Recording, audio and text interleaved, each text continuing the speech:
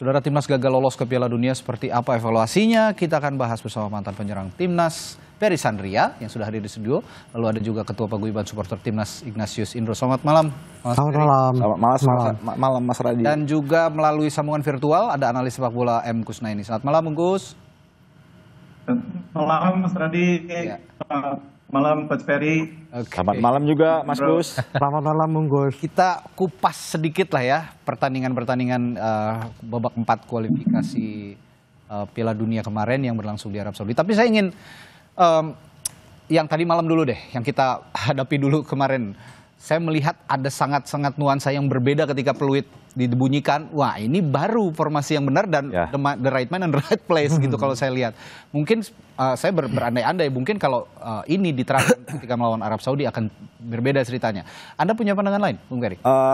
Pandangan saya kalau kita bicara statistik, saya rasa memang Irak lebih unggul daripada kita. Tapi kan ini sekarang situasinya berbeda. Ya. Kita lihat semalam permainan timnas kita lawan Irak tuh kayaknya enak ditonton. Sangat mendominasi. Sangat mendominasi, tetapi sayang memang peluang-peluang yang ada di depan gawang itu memang agak sulit gitu ya. Karena di center belakang juga, center back belakang juga mereka begitu disiplin dan ketat juga pemain striker kita.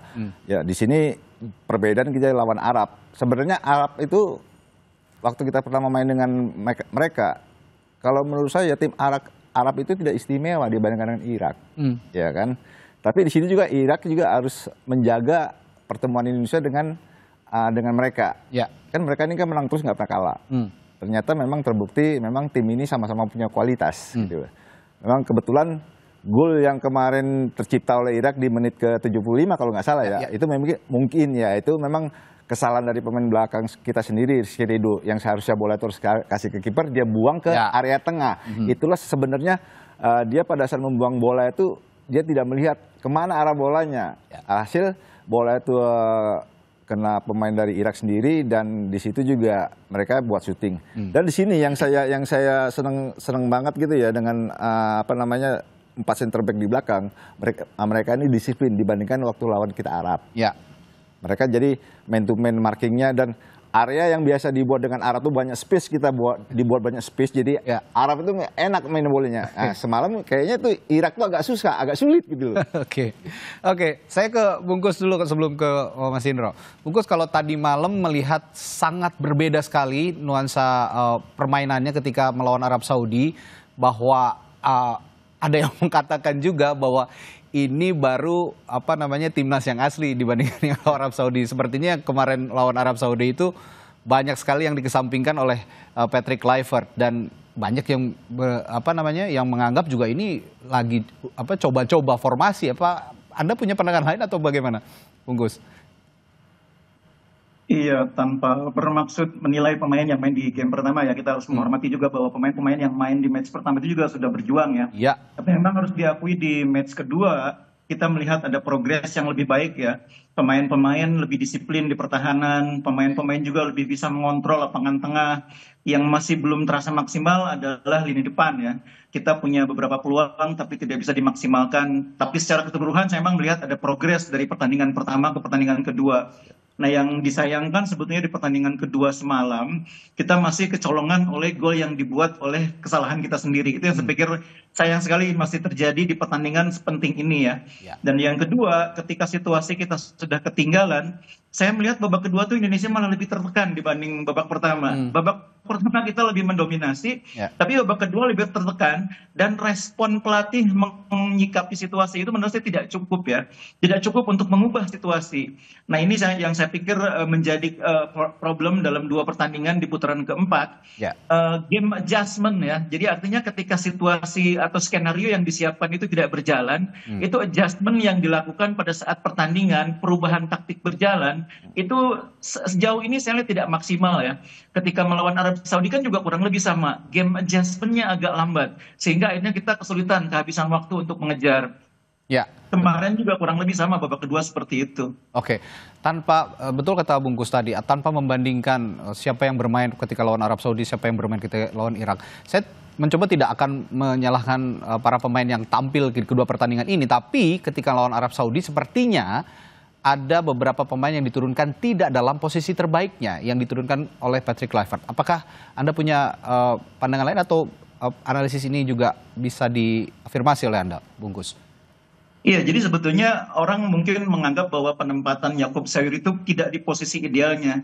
Tapi jangan lupa bulan September itu ada uji coba internasional. Yakob Sayur itu main bek kanan dan main bagus. Jadi dimainkan di bek kanan itu bukan sebuah persoalan gitu ya. Karena emang Yakob bisa main bek kanan maupun wing kanan. Jadi kalau menurut saya sebetulnya bukan soal penempatan yang tidak tepat. Tapi pada saat pertandingan pertama, pemain yang ditempatkan di posisi-posisi tertentu memang tidak semuanya bermain di level terbaik mereka. Jadi pemain itu memang dalam setiap pertandingan kadang-kadang ada yang namanya off day ya, di mana mereka tidak bisa menampilkan permainan terbaik. Beberapa pemain di pertandingan pertama itu off day. Disitulah pentingnya yang saya bilang tadi, game adjustment. Pelatih segera menyikapi situasi ketika pemain tidak bisa tampil sesuai dengan harapan, adjustmentnya bagaimana? Apakah posisinya digeser, pemainnya diganti, atau sebagainya. Jadi game adjustment itulah kuncinya. Yang di pertandingan pertama, terutama ya pertandingan pertama, tidak cepat dilakukan perubahan sehingga kita akhirnya ketinggalan 1-3. Nah pertandingan kedua kemarin, kita juga agak terlambat ketika di babak kedua, kita kebobolan game adjustment-nya menurut saya juga tidak mampu mengubah situasi pertandingan.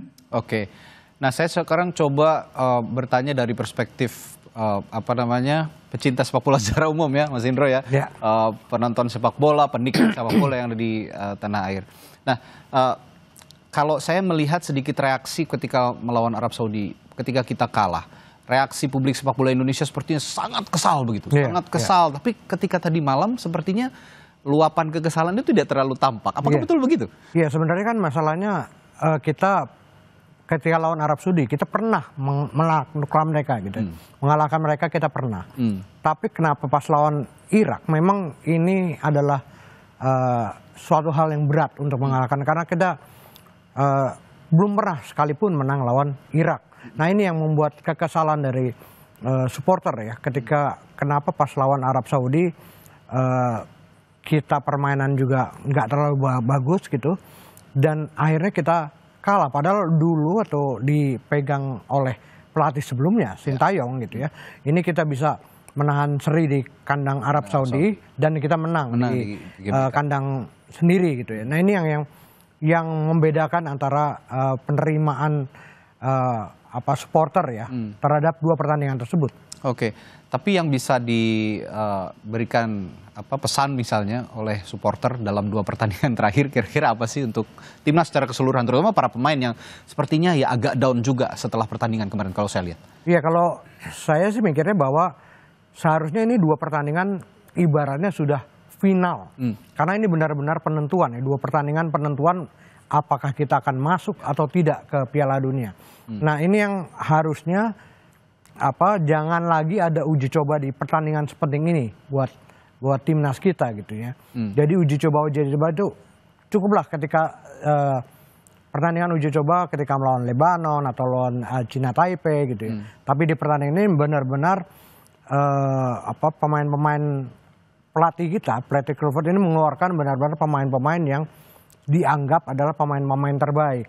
Jadi apapun yang terjadi, kalau perlu bermain lebih pragmatis, ya silahkan gitu ya. Ini yang penting adalah hasil, karena ini dua pertandingan yang benar-benar menentukan. Oke, nah kalau dari ini Bung Peri Sandre ini adalah juru gedor timnas, gitu kira-kira. Dan saya akan bertanya kepada Bung Peri soal penyerang-penyerang kita. Tadi malam bahwa ada Mauro Zylstra di babak pertama dan akhirnya digantikan oleh Ole Romani. Ditopang juga oleh dua winger di kiri dan kanan. Sejauh ini performa lini serang di timnas kita pada dua pertandingan terakhir saya akan tanyakan ke Bung Peri nanti setelah jeda di Sapa Indonesia Malam. Tetaplah bersama kami.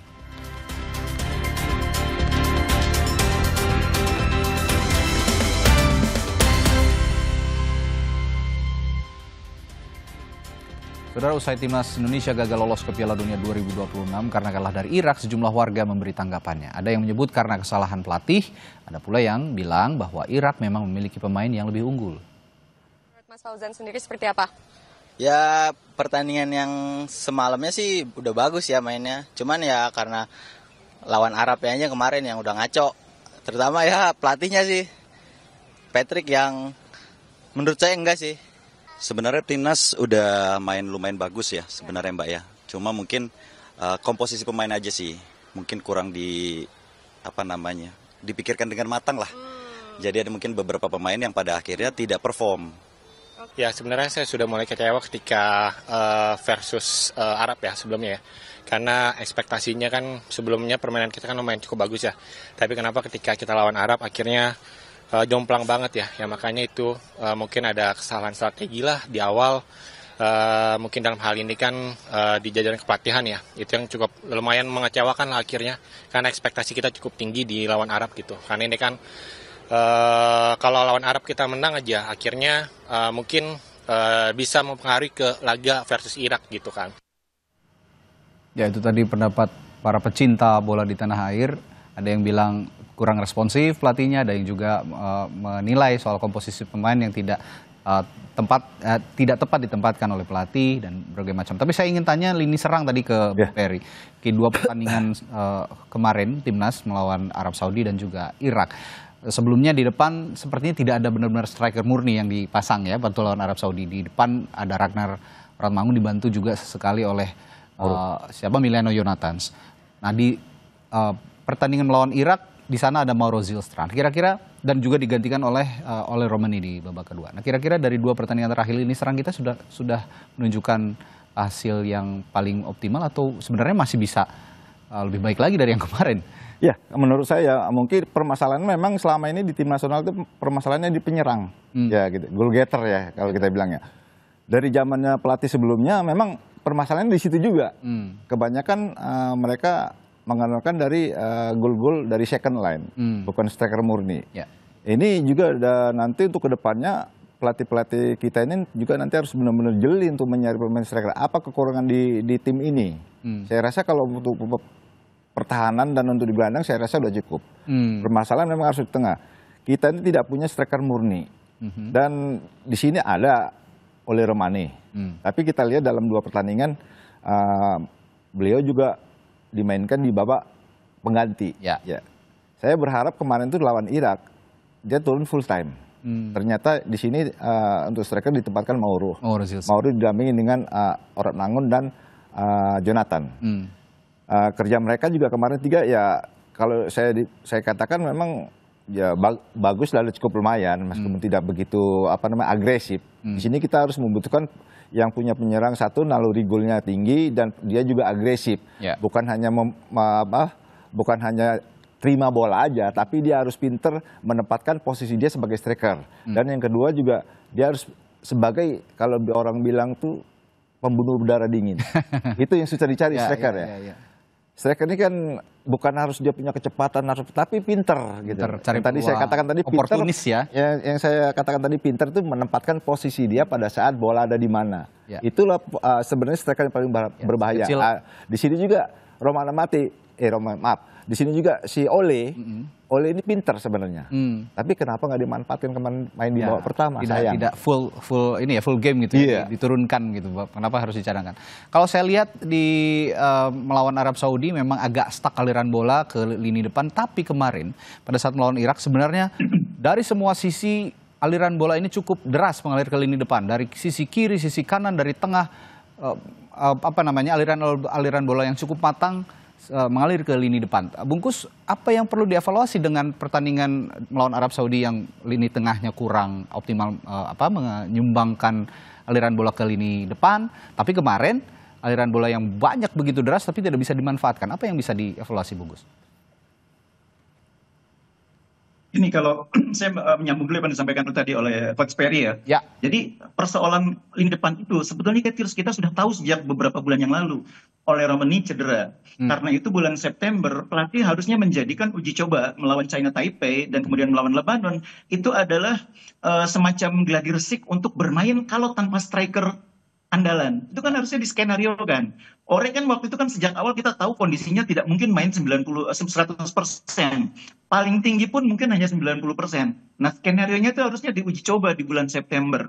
Nah, saya melihat skenario itu ternyata tidak bisa disiapkan dengan baik sehingga di pertandingan lawan Arab dan lawan Irak kemarin kita tetap mengalami kebuntuan. Kita lawan Arab itu bikin 2 gol, itu dua-duanya bola mati penalti loh. Jadi artinya lini depan itu persoalannya tidak terpecahkan.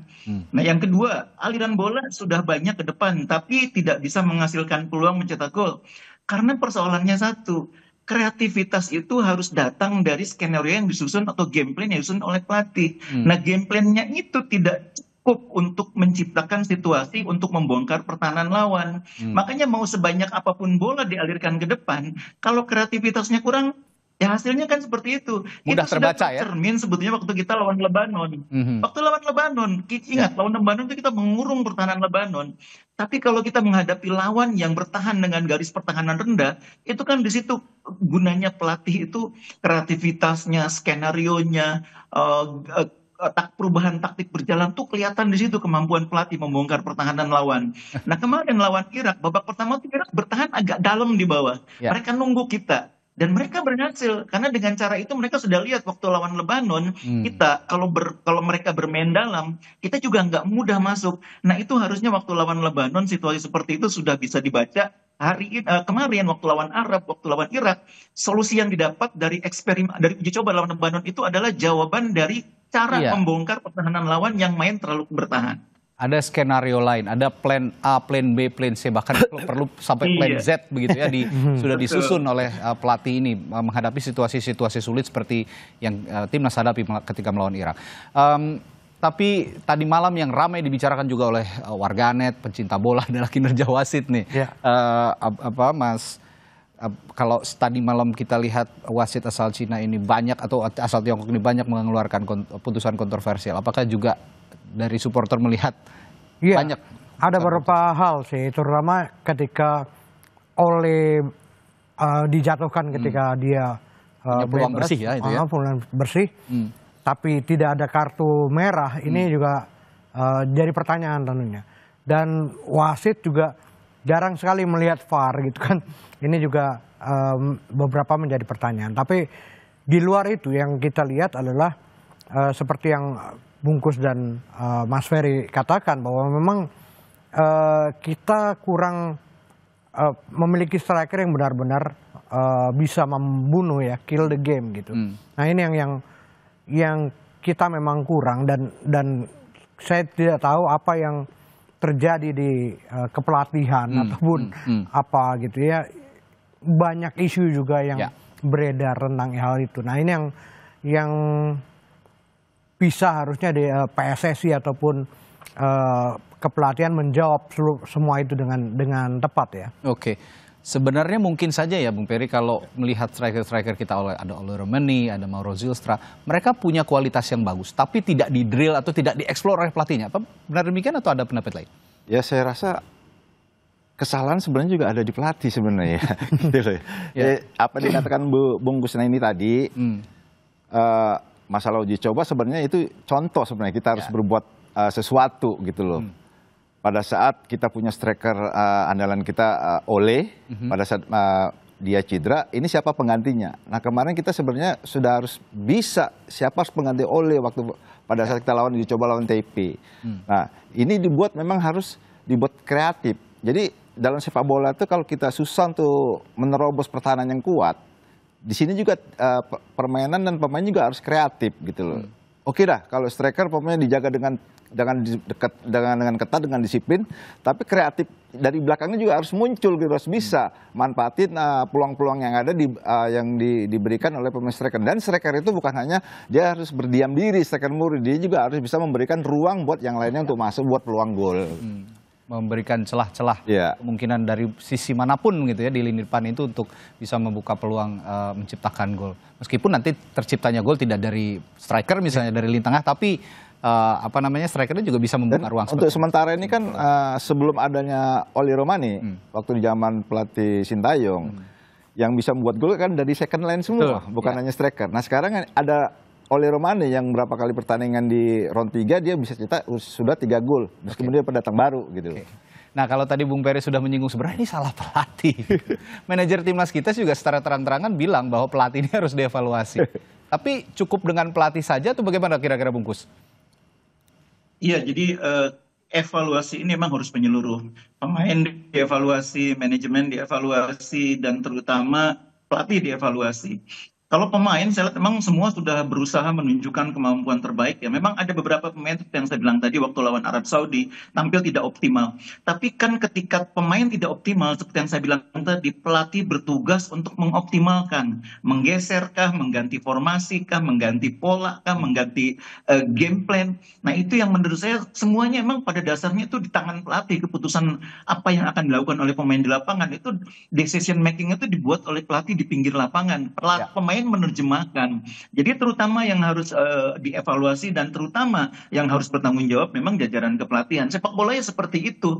Jadi dalam sepak bola tidak ada pemain yang salah. Seperti halnya dalam tradisi militer tidak ada prajurit yang salah. Yang salah itu jenderalnya. Jenderalnya ya pelatih-pelatih itu. Iya. Oke. Dan kalau kita lihat dalam waktu dekat ya kita harus melupakanlah Piala Dunia 2026 karena sudah pupus begitu ya peluangnya. Tapi di 2027 ada Piala Asia yang akan dihadapi oleh timnas Indonesia nanti kalau nggak salah bulan Februari. Februari 2027. Saya terakhir ke Bungkus di Piala Asia nanti ada tim yang ada sekarang ini bisa menunjukkan prestasi nggak sih kira-kira? Ini tim yang sebetulnya secara kualitas sudah sangat baik ya. Jadi menjelang putaran keempat ini kan ditambah lagi pemain-pemain baru seperti Zylstra, Emiliano Jonathan, Emil Audero. Itu sebetulnya sangat meningkatkan kualitas tim ya. Jadi sebetulnya dengan kualitas tim yang kita miliki saat ini, sebetulnya kita seharusnya tidak ada di peringkat di atas 100. Harusnya ada di bawah 100 ya. Dan itu saya pikir harus bisa diimplementasikan kalau kita punya pelatih yang bagus ya. Pemainnya sudah bagus kok, materinya sudah bagus. Tinggal bagaimana pelatih, istilahnya gini, bahan bakunya tuh sudah bagus nih, lengkap nih, apa aja ada, mau daging, mau ikan, mau apa. Nah yang jadi masak nih, juru masaknya, kokinya harus jago memanfaatkan itu semua. Bukan koki nasi goreng kali Mas. Oke, ini selain juga Piala Asia juga timnas U23 juga akan menghadapi SEA Games ya. Nanti dan ini juga kesempatan untuk mencari bibit-bibit baru yang juga bisa dipromosikan ke tim senior. Salah satunya juga menebalkan potensi Ivar Jenner ya. Ivar Jenner yang sekarang juga yang nanti juga akan dimainkan di SEA Games 23 untuk menghadapi mungkin nanti di Piala Asia di tahun 2027.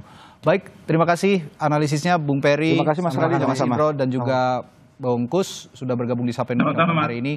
Kita jumpa lain waktu di kesempatan pertandingan timnas lainnya. Terima kasih Bung.